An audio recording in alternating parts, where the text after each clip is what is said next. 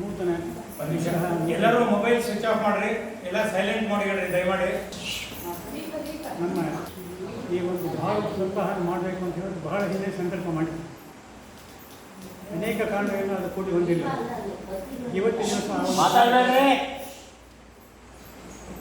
ಪುಣ್ಯ ಕಾರ್ಯ ಯೋಗ ಕೂಡಿ ಬಂದಿದೆ.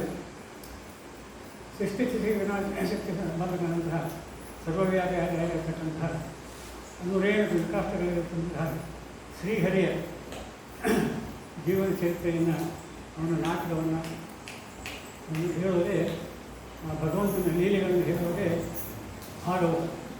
ಅಂತ ಭಾಗವತ, ರಾಮಾಯಣ, ಮಹಾಭಾರತ ಇವು ನಿತ್ಯ ನೂತನ. ಪ್ರತಿನಿತ್ಯ ಕೇಳಿದರೂ ಕೂಡ ನಮಗೆ ಬೇಜಾರು ಬರೋದಿಲ್ಲ.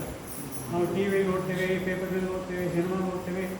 ಪ್ರತಿನಿತ್ಯ ಕ್ರಮಕ್ಕೆ ವೈಷ್ಣವನಾಗಿ ಹುಟ್ಟಿದ ಮೇಲೆ ಪ್ರತಿಯೊಬ್ಬರಿಗೂ ವಿಷ್ಣುವಿನ ಬಗ್ಗೆ ಅವನ ಮಹತ್ವದ ಬಗ್ಗೆ ಹುಟ್ಟಿದ್ದೇ ಇರ್ತದೆ. ಆದರೂ ಕೂಡ ನಿತ್ಯ ಕೇಳಬೇಕು ಅನ್ನೋ ಮನೋಭಾವನೆ ನಮ್ಮಲ್ಲಿರ್ತದೆ. ಎಷ್ಟೇ ಕೇಳಿದರೂ ನಮಗೆ ಬೇಜಾರೋದಿಲ್ಲ. ಅಂಥ ಒಂದು ಸುಯೋಗ ಇವತ್ತು ನಮಗೆ ಕೂಡಿ ಬಂದಿದೆ. ಇವತ್ತು ಗಂಗೆ, ಜಲ, ತೀರ್ಥ ಬೇಕಾದಿಸಿರ್ತಾರೆ. ಆದರೆ ಶಂಖದಿಂದ ಬಂದದ್ದೇ ತೀರ್ಥ ಅಂತೇವೆ ನಾವು.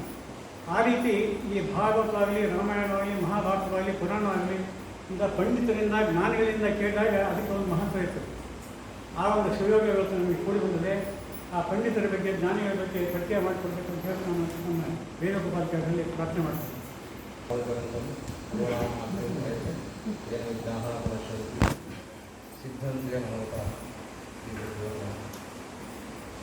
ಆಚಾರ್ಯರು ಬಿದರಳ್ಳಿ ಶ್ರೀನಿವಾಸ ತೀರ್ಥರ ವಂಶಸ್ಥರು. ಇವರ ತಂದೆಯವರು ಬಿದರಳ್ಳಿ ಶ್ರೀನಿವಾಸಾಚಾರ್ಯರು ಅಂತ ವಿದ್ಯಾಮಾನ ತೀರ್ಥರಲ್ಲಿ ಸುಧಾಧ್ಯಯನ ಮಾಡಿದಂಥವರು. ಆಚಾರ್ಯರು ಹೊನ್ನಾಳಿಯಲ್ಲಿ ಇದ್ದವರು ಶ್ರೀನಿವಾಸ ತೀರ್ಥರು, ಶ್ರೀನಿವಾಸಾಚಾರ್ಯರು.